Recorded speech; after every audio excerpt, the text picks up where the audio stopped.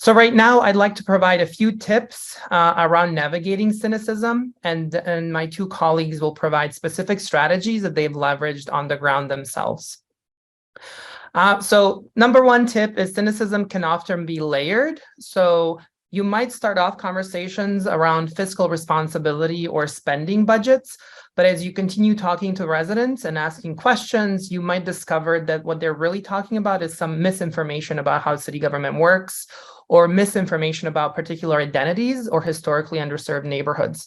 So this is why when we talk and work with cities, before we get them to start responding to any kind of challenge or barrier they're facing around their civic engagement, we ask them to pause and ask a lot of questions and take a minute to understand where all this is coming from so we can take a more holistic approach.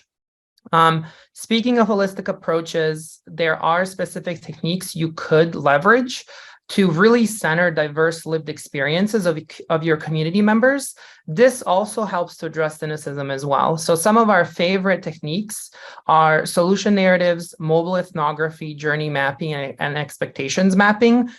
Due to timing, I'm not going to go into much detail around these techniques, but you can find all of these techniques on our website, which I am going to put in the chat right now. On that website, you'll see these techniques and others, and you will see actual step-by-step guides for how you can implement them. So that's another tip. It's center diverse lived experiences of your community members around the issue that is experiencing cynicism, and some of these techniques can help you do that. Next, which ties really nicely into the engagement techniques, is build diverse partnerships with reputable groups and organizations. This is something we talk to our cities in our grant programs all the time, is you will not always be the trusted source, the trusted face of the work you're trying to do. You might need to bring in a partner and make sure that they're on the same page as you are engaging populations or groups who, rightfully so, or for whatever reason, they're experiencing challenges with what you're trying to engage them around. So don't always view yourself as the center or the nucleus. Sometimes there's other people who are more trustworthy than you are. And then lastly, close communication loops. We've seen that as a huge way to overcome cynicism. What you're seeing on the screen here is actually a template I got to create for the city of Dubuque when I used to work for the city of Dubuque. And here's why this is an interesting approach to closing communication loops. What you see is a follow-up documents all participants would receive after a series of engagement events that were used to inform the city's budget. And the reason this is a good example is for the following. Number one, it clearly communicates to everyone how many people were involved in this process and what their demographics were. We use this information to adjust outreach and other strategies, but it was very clear why we were doing that, because this many people showed up with these demographics. That's why we're doing what we're doing. Number two, it shows key themes from the engagement and calls out the link where residents can go and look at all of this information in more detail. So it tells them specifically what we heard from the engagement, which department is going to do what with this information, and how they can follow up. And then the third thing is provides them with key dates and next steps so they can continue staying involved on this topic. Lastly, the city did turn this into a template. And so anytime we had any kind of community engagement, we simply just changed the context or the content and the colors, right? And we were ready to roll. So now I'm going to turn over the mic to my colleague Lauren and Christian. Please feel free to add questions in the Q&A section of the webinar or the chat.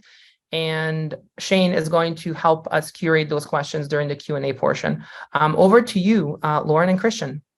Thank you, Nicola. That was a great setup. So as Nicola mentioned, we are involved with the Love Your Block grant program through Cities of Service, Johns Hopkins University, and Bloomberg Philanthropy. So really grateful for the opportunity to work with them. And, you know, we've had various civic engagement activities over the years with different town halls, but I think our Love Your Block program has been the most effective in terms of working with residents and being able to be practically in the community meeting needs. And I think Christian's nodding his head, so he probably agrees.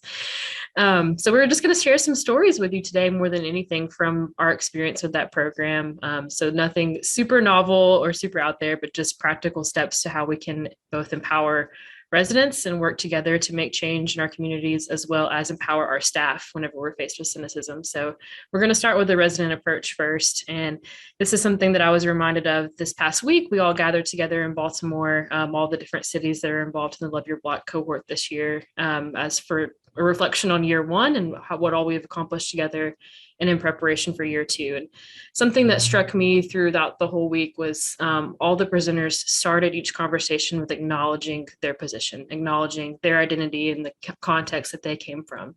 And I think that's very important whenever we enter into a conversation with the community. And this is exactly what we did whenever we had our first town hall session, was showed up to a community.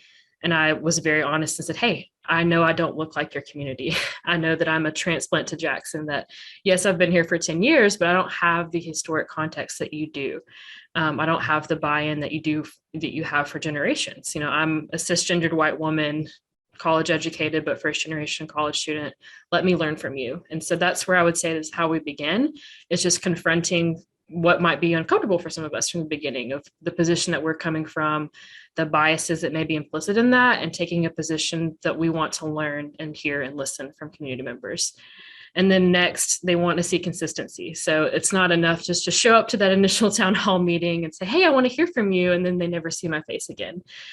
So I think how we help overcome some of that cynicism and rebuild trust between government and communities is being a consistent face in their neighborhood, truly caring about the issues that they bring to us and working alongside them. When they see me covered in sweat and sawdust and paint, there's a level of respect there, versus just in my clean suit coming to inspect the work that everyone else is doing, right? And then lastly, just showing dignity for our residents through clear and transparent communication. I think sometimes those of us in public sector always feel like we're on the defense and having to apologize for government, and in some ways kind of rightfully so, right? But if we aren't really clear in what we're going to deliver to our residents, it's almost more of a disservice than trying to make it right by committing to everything and giving blanket statements. We need to be really specific in what we are going to provide and how we're going to show up, and then honor that and follow through. And I think Nicola's example of the memos is a great thing that we've incorporated in our city too. Of each community meeting, we follow up with, hey, this is what we discussed. These are the action items. These are who's directly responsible. And so it's really clear and transparent. And it's a relationship with, not we're just providing something to them. But Christian, would happy to tag team to you and have you add some from your experience. Yeah, definitely, Lauren. So starting off, well, first off, thank you so much for what you shared. Starting off with that question right at the very top to everyone in the audience, how do we empower neighborhood champions in historically marginalized communities? I can tell you right now, at least from my experience, those neighborhood champions, they themselves within their tight-knit community, they feel empowered. They do not feel like city or local government needs to come in and do that for them. They already have that instilled pride, and it's super important to understand that when you're confronting the uncomfortable, that uncomfortable is more so from yourself avoiding from initiating that conversation of being some sort of a sales pitch. It's understanding what direction you guys going. I'm going to make sure, if permitted to do so based off my communication and the transparency, that I'm able to walk alongside you. I'm not trying to pitch something that is completely new, it just changes the entire scope of their understanding. I think even Nicola touched on that memo. A lot of us, I think we all have experience in creating some level of executive summaries. Those executive summaries do not translate to community summaries in the language that they fully understand. From our experience, right from the get-go, we leveraged our existing relationships with the neighborhood associations when we wanted to do exactly that, is really kick off the Love Your Block program in a qualitative manner. And right off the get-go, it was made super clear, hey, Christian, let me help you out. You're not the first one. You're not going to be the last local government employee that comes to me proposing some level of positive change or what have you. Keep that in mind and understand where we come from. That I can't if I decide to change my front door just because it's time to change it, I have to go through this comprehensive process with historical preservation to make sure that it's a door, even though I'm quote unquote protected in the local government's eyes. I and my fellow neighbors, and believe me, we've encountered that same situation where these barriers that these folks have dealt with for 35 plus years. And as I just mentioned, I've been in my current role for about 1 year. I loved how Lauren said it right from the get-go. Call yourself out, folks, right? Rightly understand, make it super clear the differences, put it out there verbally, and operate with those differences, but making sure, hey, but I'm here to work alongside you guys. I'm not here to push you guys into a different direction. That consistency is absolutely everything. My team and I, we have pushed ourselves to not wait for them to follow up asking, where are we on this? But we're consistently keeping them in the loop. And at the same time, collectively, we have deliverables as part of the program, knowing where are we moving? We take care of the city of El Paso and our current connections, but the connections of the actual residents, really where the bread and butter is of all the work that we're trying to do in community engagement, that's on them. And asking them for the kind favor, hey, we've got a great update. We cannot move forward without understanding what it is or what direction we need to go. We want to present everything. How about a backyard or front yard meeting whenever it works for you guys? We're here to meet you guys. We're not going to invite you guys to our center or our office, require you to drive or what. No. We'll go to you, whatever works best. We just have some really great information we want to share with you. So really just wanted to piggyback off what Lauren had mentioned. And that's really, in my opinion, how you're able to empower, but ensure that you're right along, like you're feeling empowered through that work, that ultimately when you deliver, when they said from the beginning, I'll believe it when I see it. When you're able to deliver, the work is still not done, but you're able to do so and reflect that you did it right alongside those neighbors and the people that actually live in those neighborhoods that you're doing work in. Awesome. Fully agreed there, Christian. So as I mentioned earlier, part of this work of navigating cynicism and public service has to do with working with our residents and in communities that have been historically disinvested in or even burned directly by local government. That's a big part of what we do every day. But here lately, I've been thinking a lot about what does that look like for city staff, especially those of us who entered into local government in the midst of a lot of change with the pandemic and with various things that have gone on that have made local government work almost like a first responder. You're dealing with constituent concerns from needing emergency needs met to very hyper-partisan issues. And so how do we navigate that and stay healthy at the same time? You can do next slide, please. So just like we talk about, empowering our residents with the resources and knowledge that they need to navigate government services, definitely need to make sure that staff is equipped with that from the get-go, that they know the context of the neighborhood and the history that they're walking into, and that they have respect for that. If I'm sending a fresh staff member with a lot of heart, but with no knowledge into a community, that's almost doing them more of a disservice than taking extra time to really share stories, equip them, and then send them out to build relationships. And then I had the second bullet point on here of don't shy away from talking about feelings. I think sometimes in a professional context, we expect ourselves to just be robots producing the work, but we don't realize that we all show up every day with our own context. And so something that I do for my staff every Monday morning when we have staff meeting, borrowed this from Brene Brown, but I asked them to answer the question, what are you bringing to the table today? And they get to choose how they want to answer that. Maybe they're bringing excitement about a project they're working on this week, or maybe they're bringing something difficult from their weekend. But when we acknowledge this thing that we're all carrying into the room, it enables us to do our work more effectively. And it also helps us to take care of each other when we are threatened by the cynicism that seems to show up whenever change seems so far away, or by burnout whenever we're giving so much of ourselves.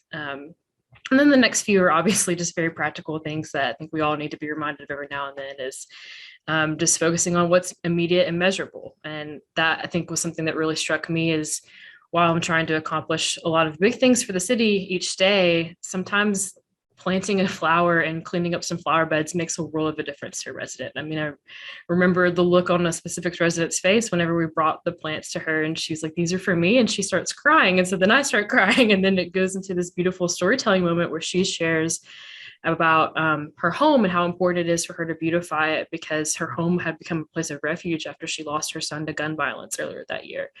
And it's those kind of stories that you miss whenever you don't take the time to acknowledge the simple, immediate task of just replacing some flowers.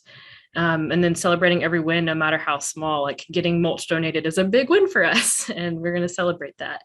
And then lastly, just remembering that change takes time, and that these communities have a lot of needs, and sometimes it can be overwhelming whenever you look at the whole system.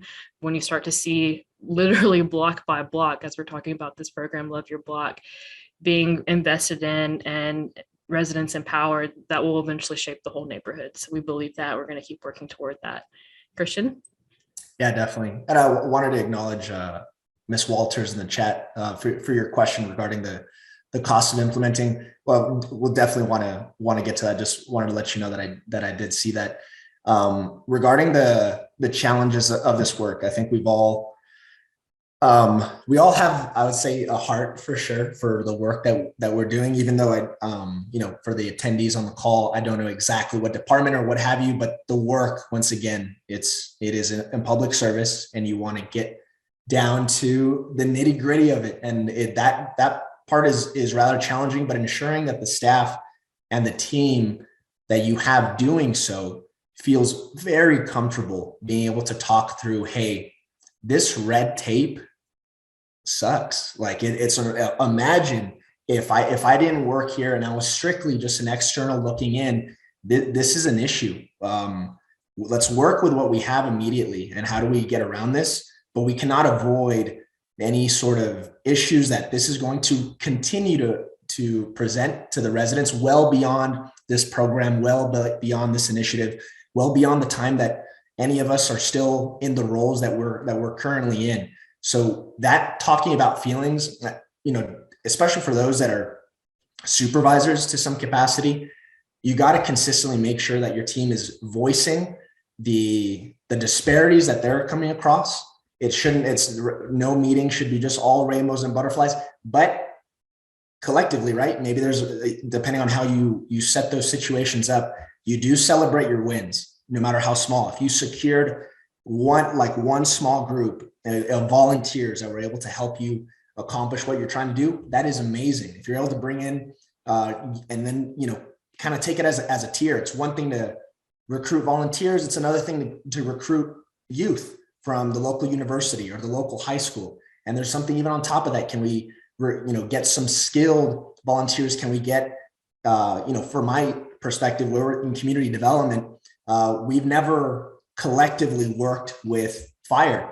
It doesn't necessarily, our day-to-day responsibilities, it wouldn't necessarily make sense to, but I felt inspired by our recent trip that Lauren had mentioned in Baltimore, where really when you're talking about community, that comes with everybody involved. Yes, Parks and Rec, maybe even police, fire being out there to help us serve hamburgers and hot dogs while we are working side by side, rolling up our sleeves, repainting houses, helping them repair, a minor gate that no longer works, so that these folks can then feel good. I'm giving very specific examples because these are stories from El Paso about this family that just wants a better looking home before they host. They're technically strangers, but folks that they've never hosted Thanksgiving dinner with because they themselves don't have a family to go to. That's that home in the neighborhood, and being able to work with them, but making sure that city partners, that nonprofit group, as well as this very well-known volunteer group, and maybe this muralist that may want to get involved, you're bringing them all in, and your team understands and is able to talk about the frustrations, the good, the bad, the ugly, everything in between. And how do you keep it kind of sustained? Those should never stop. It's not one of those things where, all right, guys, now we took a breath. Now that this entire project is over, how are you feeling? I think that's got to go right from the very beginning all the way through. You're talking it through, you're recognizing the difficulties, and then you're being very perceptive of the fact that you may be an employee of that. I want you to once again imagine being on the other end, being serviced by yourself and the extended organization that you're a part of, and how it's very difficult to see. Be very vocal about how you're feeling about that. And really you're establishing that same concept in the previous slide about establishing that transparency that has to be internal as well as external across the board.